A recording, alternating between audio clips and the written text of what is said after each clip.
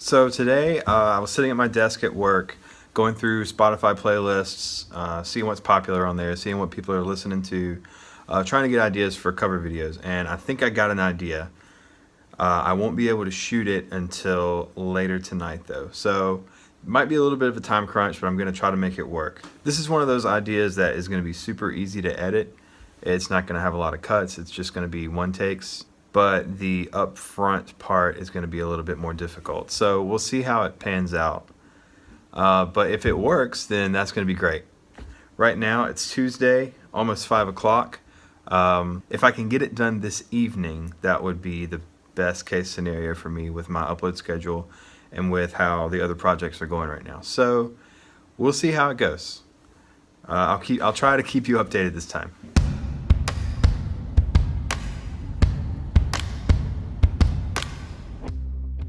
Okay guys, first update of the evening. It's currently 10 p.m. I've been here for almost an hour. I've been recording vocals and coming up with some harmonies and getting arrangements worked out. So I feel like it's time to move to the stage now. We're gonna start doing some percussion stuff. But before I do that, I kind of want to map everything out on paper to make sure this is gonna look how I want it to look. I'm gonna try to do some cool lighting stuff with this, like a color gradient going down the grid. I'm gonna try to map it out and see how it looks on paper. Hey guys, so I'm here in this pink void, setting up for the first round of recording here. I'm sure you've seen the video by now, but the idea is to have 4 separate percussion stations. And this one is the easiest one. I'm doing it first. It's just a bass drum. I'm gonna be doing some bass drum stuff and some rim clicks, and that's it. Here's kind of the setup. I've got my filming station here. There's my tripod, for lack of a better term.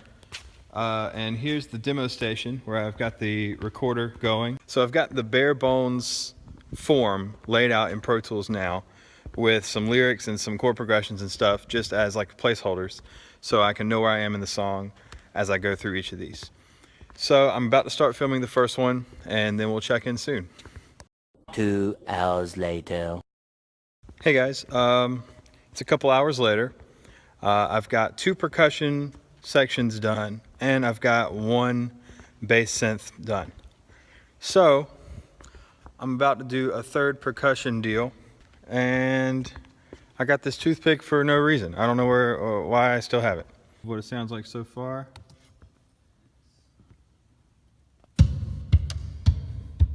Yeah, sounds like the song. Scratch vocals. Just a young gun with a quick fuse. So yeah, back to recording now.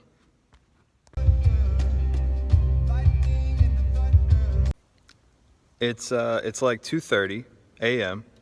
I've managed to hold on to this toothpick for the entire session, and I just wrapped on the last of the 9 video frames that are going to comprise this cover. I just did vocals. It sounds incredible. It exceeds my expectations for what could have happened in one night. I started this at about 10 p.m. I think it was, and now we're here.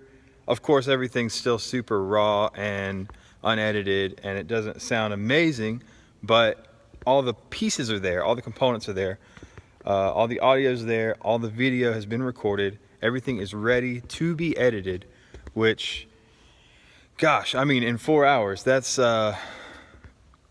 pretty insane. I'm kind of proud of myself. I'm gonna toot my own horn a little bit. You're just gonna have to bear with that part. So that's a video, and I'll check in with you guys tomorrow about the edit.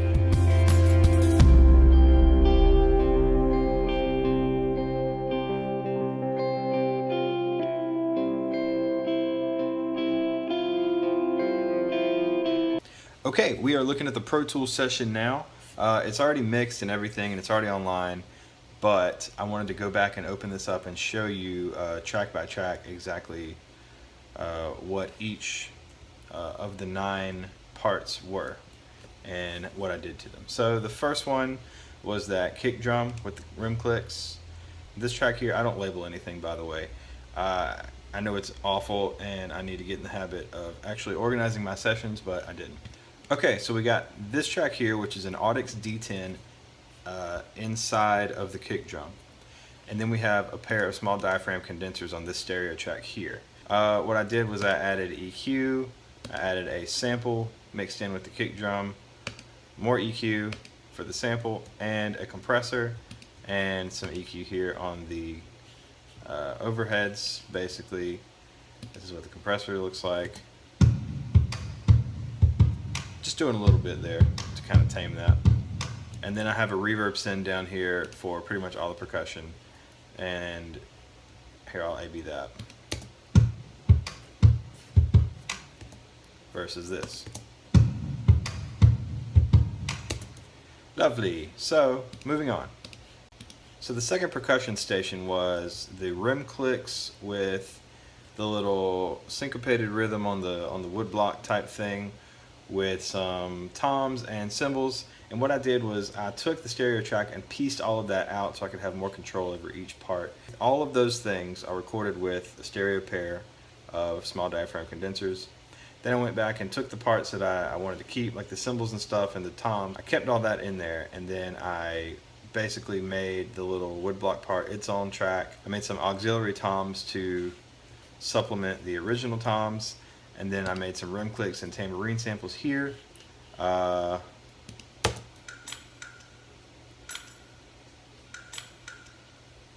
that's what that sounds like. Here come the cymbals and toms.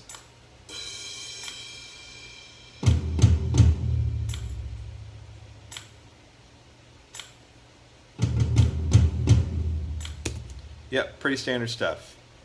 That was not really, it was a couple little things with EQ there, but I didn't really affect that too much other than send it all to the reverb. So next we've got the shaker and the concert bass drum. With the shaker, all I did was do this EQ and a little bit of compression, and I sent those to the reverb as well, and I actually warped all of this to lock in with the tempo grid. And what I did here was I went and found a concert bass drum sample to supplement the actual sample gotten by the stereo pair. So, sounds like this. Pretty simple, pretty standard, but it adds a lot in the context of the mix and everything, especially with that 16th note pattern. It really helped things out. Next we had the snare slash hi-hat combo. Basically what I did here was I had the hi-hats going with a rim click. Here's the EQ curve for that.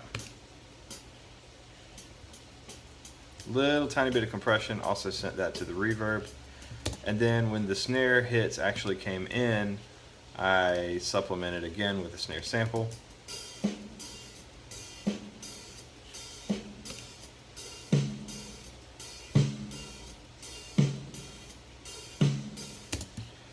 Alright, so that is all the percussion.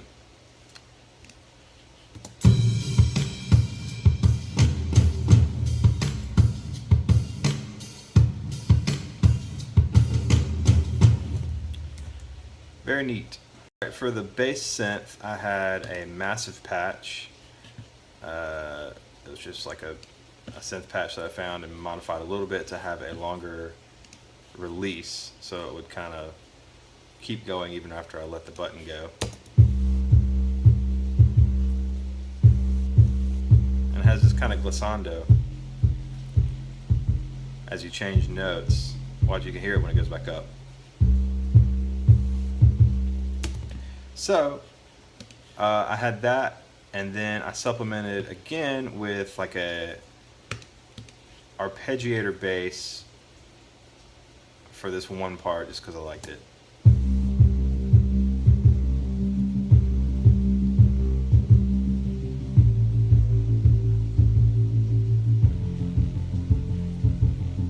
The other synth part was this massive patch here.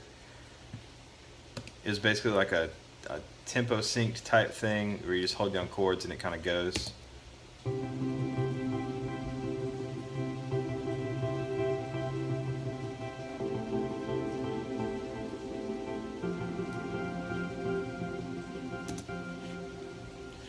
So yeah, that's pretty much all the synth stuff that was in the whole track.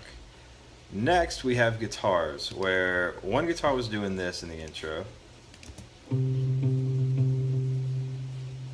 They're actually both doing that in the intro.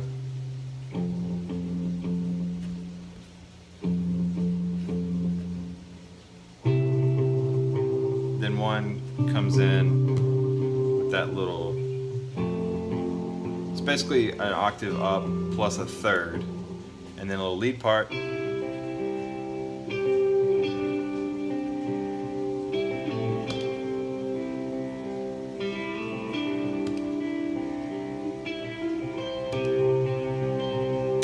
And all I did with those was I just did, like you see here, I did a little low cut and maybe like a little mid cut.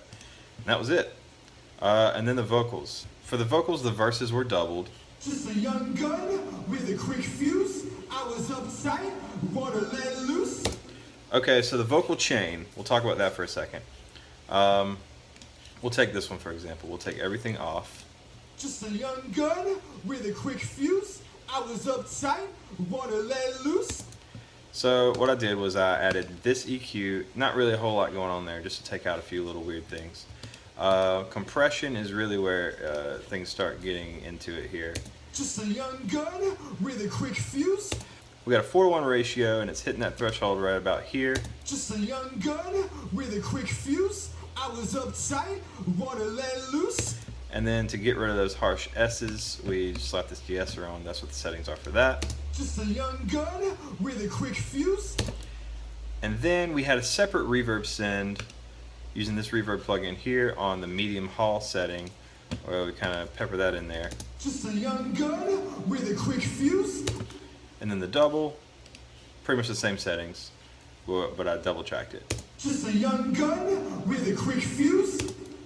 And then for the choruses, we had the doubles, of course. Thunder, feel the thunder. Then we had a third on top. Thunder, feel the thunder. And then we had a fifth on top of that. Thunder, feel the thunder. And then what I did was I summed all of these vocal parts into one stereo channel here, and then I slapped a delay on it with 100% wetness and added that in, as you can see, fairly low to give it more like of a wet sound. Thunder, feel the thunder. Lightning and the thunder. And right here at the end of the chorus, it's the same exact thing, except it's just on that last thunder. There's a delay on that last thunder, but it's a lot higher in the mix. Feel the thunder. Lightning and the thunder. Thunder. So that's pretty much it. That's everything. I don't think you have to be 100% authentic in these types of things, as long as the video and the audio are kind of portraying what you want to get across to people. That, you know, it's whatever. It's like, I don't really have a problem kind of doctoring and touching up things after the fact, because it sounds better. So that's going to do it for this video. I hope you found this a little bit interesting, and maybe you can go back and watch the video now with a little bit better insight on how I did it and how I got there. And it was a super quick process, super quick turnaround. I was really pushing myself to get this one done, and I'm definitely glad I did it because it turned out amazing. So thank you for watching, and we'll see you next week.